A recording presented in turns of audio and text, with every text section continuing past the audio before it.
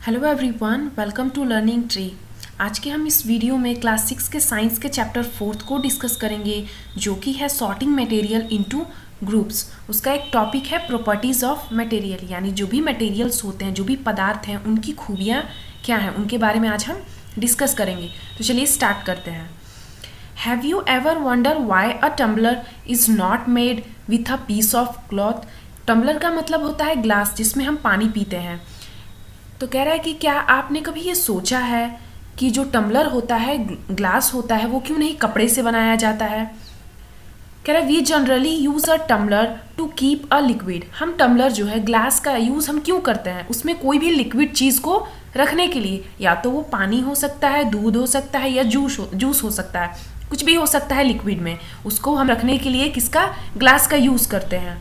Therefore would it not be silly if we were to make a tumbler out of cloth. तो कह रहा है क्या ये मूर्खता वाली बात नहीं होगी कि हम टम्बलर का यानी ग्लास बनाने के लिए हम कपड़े का यूज़ करें, क्योंकि हम सब जानते हैं कि जो कपड़ा है उसके अंदर वो पानी, अपने कपड़ा जो है वो पानी को होल्ड करके नहीं रख सकता। जैसे ही हम कपड़े में पानी डालेंगे, पानी नीचे से सारा गिर जाएगा। ग्लास जो होता है उसमें पानी नहीं गिरता है।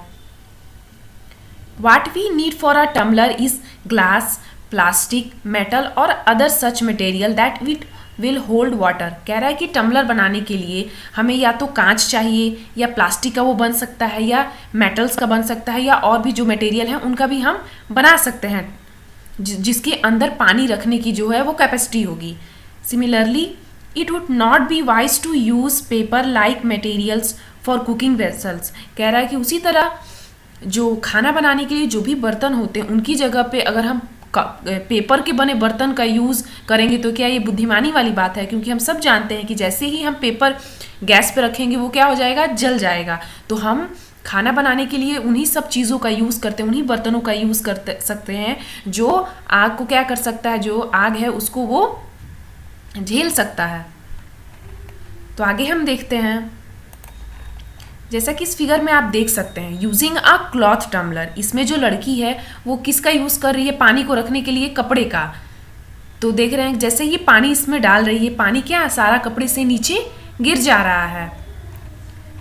आगे देखते हैं, we see then that we choose a material to make an object depending on its property and the purpose for which the object is to be used. कह रहा है कि अगर हम कोई भी ऑब्जेक्ट बनाना चाहते हैं तो हम उन्हीं मटेरियल का यूज़ करते हैं उस ऑब्जेक्ट को बनाने के लिए, कि आगे ताकि जब हम कोई भी उस मटेरियल से ऑब्जेक्ट बनाए तो उसको हम किस पर्पस के लिए यूज़ कर रहे हैं। आखिर जो उस मटेरियल से हम जो भी ऑब्जेक्ट बनाएंगे वो आगे चलकर हम किस पर्पज़ में उसका यूज़ करेंगे, उसी के आधार पर हम मटेरियल का चूज़ करते हैं। अगर हमें मान लीजिए कि सोफ़ा बनाना है, तो सोफ़ा बनाने के लिए हम पेपर वाले मटेरियल का तो हम यूज़ करेंगे नहीं।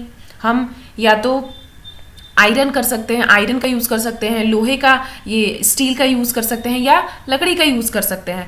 तो हम आगे चल के उस ऑब्जेक्ट को किस पर्पस से यूज़ कर रहे हैं, यही इसी के आधार पर हम क्या करते हैं, मटेरियल को हम चुनते हैं।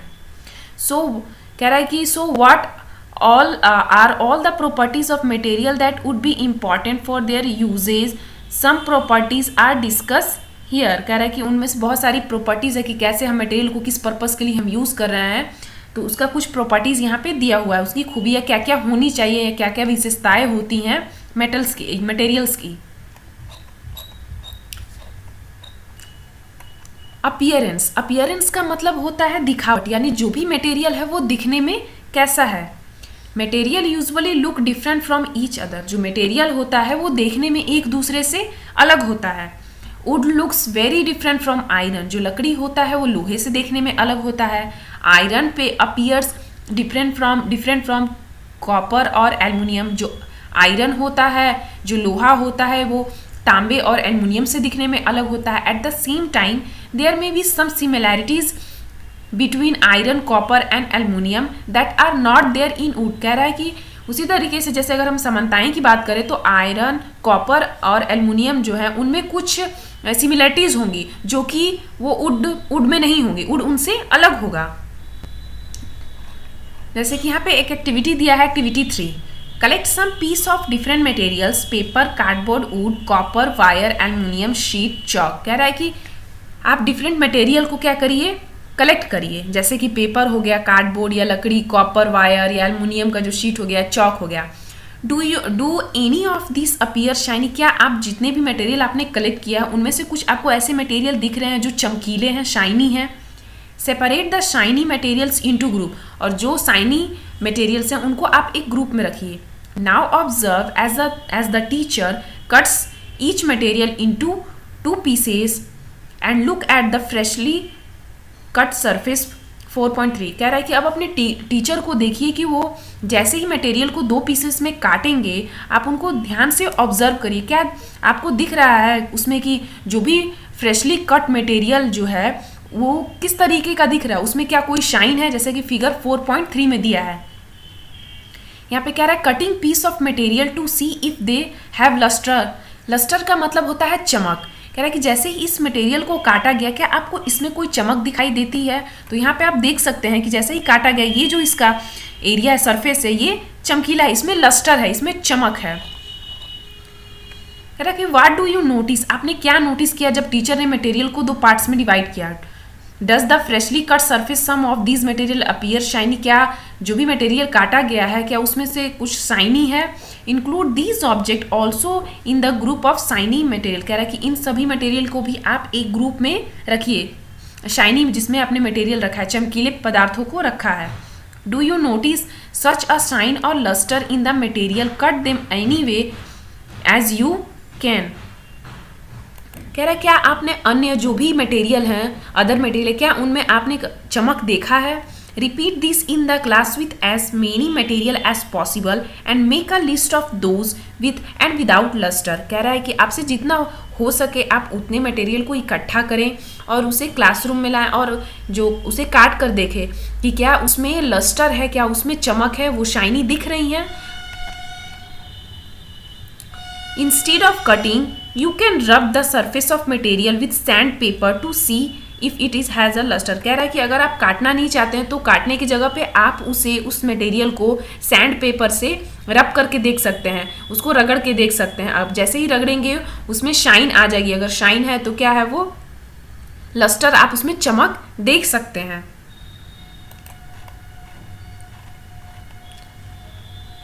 आगे कह रहा है कि materials that have such lustre are usually metals. कह रहा है कि वो मटेरियल्स जिसमें चमक होती है, लस्टर होता है, उन्हें हम मेटल्स कहते हैं, उन्हें मेटल्स कहा जाता है। Iron, copper, aluminium and gold are common examples of metal. कह रहा है कि जो लोहा हो गया, तांबा, एल्युमिनियम या जो सोना हो गया, ये क्या है, मेटल्स हैं, क्योंकि इनमें चमक होती है। Some metals often lose their shine and appear dull because of the action of air and moisture on them। कह रहा है कुछ मेटल ऐसे होते हैं जो समय के साथ डल होते चले जाते हैं। जैसे शुरू में वो तो शाइनी दिखेंगे, लेकिन जैसे जैसे टाइम बीतता है वो डल हो जाते हैं, उनकी जो चमक है वो खो जाती है कहीं।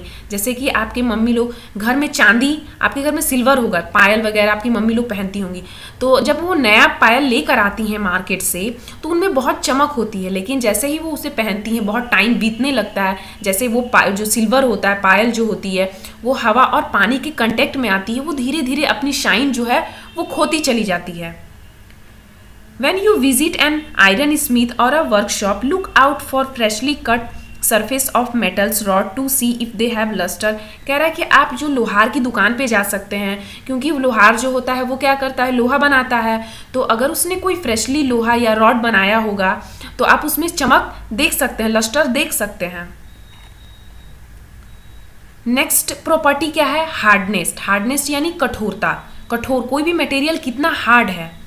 When you press different materials with your hand, some of them may be hard to compress while other can be easily।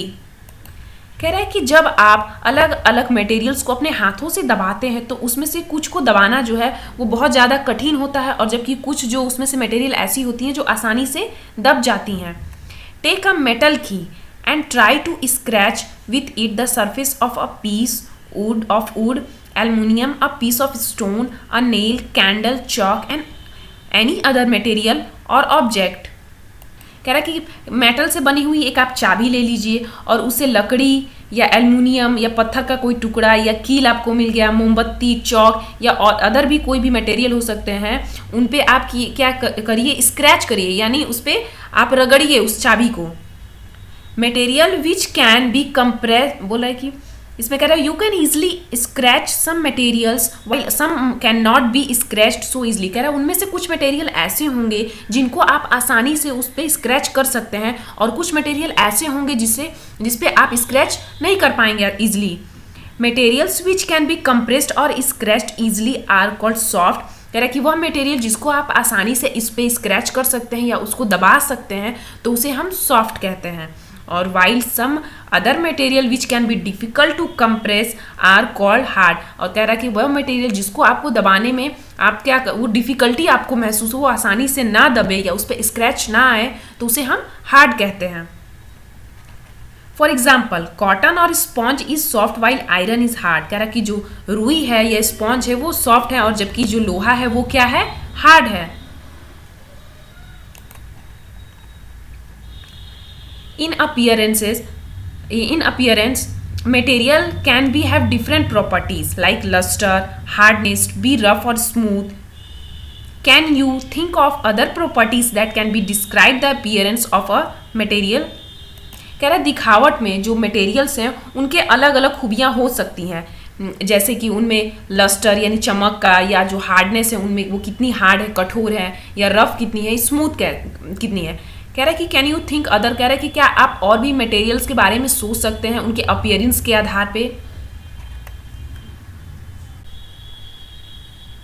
Next topic हमारा क्या है, सॉल्यूबल और इनसॉल्यूबल। सॉल्यूबल का मतलब जो पानी में आसानी से घुल जाए, और इनसॉल्यूबल का मतलब जो पानी में आसानी से ना घुले। तो इसमें एक एक्टिविटी दिया है, activity 4, collect sample of some solid substances such as sugar, salt, chalk powder, sand and sawdust. कह रहा है कि आप कुछ सैंपल कलेक्ट करिए सॉलिड सब्सटेंसेस के, जैसे कि शुगर हो गया, या सॉल्ट हो गया, चॉक का पाउडर हो गया, या सैंड हो गया यानी बालू जो हो गया, सॉडस्ट हो गया। सॉडस्ट का मतलब जो लकड़ी के बुरादे होते हैं ना, जब लकड़ी को काटा जाता है तो उनमें से छोटी छोटी निकलते हैं उनके बुरादे, तो उनको कलेक्ट करिए। टेक 5 ग्लासेस, और कह रहा है कि 5 ग्लासेस लीजिए या बीकर ले लीजिए। Fill each one of them about 2/3 with water, और पांचों बीकर में 2/3 पानी डाल दीजिए। Add a small amount of spoonful of sugar to the first glass. पहले ग्लास में 1 चम्मच आप चीनी डाल दीजिए, दूसरे ग्लास में 1 चम्मच नमक डाल दीजिए, तीसरे ग्लास में small amount of other substances in the other glass, और बाकी जो सब्सटेंसेस बच गए, बालू हो गया या सॉडस्ट हो गया, उनको अलग ग्लास में आप डाल दीजिए। Stir the contents of each of them with a spoon, और उन सारे पांचों जो आपके पास जो भी ग्लास हैं या बीकर है उनमें जो भी आपने डाला है, उसके बाद चम्मच से उसे स्पून से आप उसको हिलाइए। वेट फॉर फ्यू मिनट, कुछ मिनट के लिए आप इंतजार करिए। Observe what happen to the substances added to water 4.4। कह रहा है कि उसके बाद आपने जो भी वो देखा, आपने ऑब्जर्व किया, वो उसको आप बढ़िया से देखिए। जो भी आपने डाले, उसमें चीज़ें आपने डाली हैं उन ग्लासेस में, उसको स्पून से चम्मच से हिलाने के बाद आप कुछ देर वेट करिए। उसके बाद क्या करिए, उसको ऑब्जर्व करिए। कह रहा है what disappear what does not, और देखिए कि क्या उनमें से जो है वो डिसअपियर हो गया और क्या जो है वो डिसअपियर नहीं हुआ, मतलब जो क्या है जो वो अदृश्य हो गया, मतलब दिखाई नहीं दे रहा है। तो आप यहाँ पे देखेंगे कि mixing different solid material in water, जैसे कि आप सॉल्ट डालेंगे पानी में, जैसे ही आपने सॉल्ट डाला, उसको चम्मच से हिलाया, आपने घर में भी देखा होगा, वो क्या होता है, तुरंत पानी में पूरा का पूरा घुल जाता है, दिखाई ही नहीं देता कि इसमें नमक डाला गया है। चीनी को जब आप डालेंगे तो वो भी क्या होता है, पानी में पूरी तरह घुल जाता है। सैंड, बालू डालेंगे तो जो बालू होती है वो पानी में नहीं घुलेगी, आपको वैसे कहा वैसा ही दिखाई देगा। चॉक पाउडर, सॉडस्ट, कह रहा है कि जो चॉक पाउडर है, चॉक पाउडर जो है ये भी क्या होगा, पानी में नहीं घुलेगा। सॉडस्ट यानी जो लकड़ी का बुरादा है ये भी पानी में नहीं घुलेगा। You will notice that some substances have completely disappear और डिजॉल्व इन वाटर। देख रहे हैं आप, देखेंगे कि जो आपने चीज़ें डाली थी बीकर में, पानी में या ग्लास में आपने डाली थी, उनमें से कुछ पूरे के पूरे जो कंप्लीटली है वो डिसअपियर हो जाएंगे, दिखाई ही नहीं देंगे। We see that the substances are soluble in water. तो हम क्या कहेंगे, ये जो भी सब्सटेंसेज हैं ये क्या है, पानी में सोल्यूबल है, घुलनशील है, जो पानी में पूरे घुल गए उसको हम क्या कहेंगे, सोल्यूबल कहेंगे। Other substances do not mix with water and do not disappear even after we stir for a long time. These substances are insoluble in water। कह रहा है कि बाकी जो पदार्थ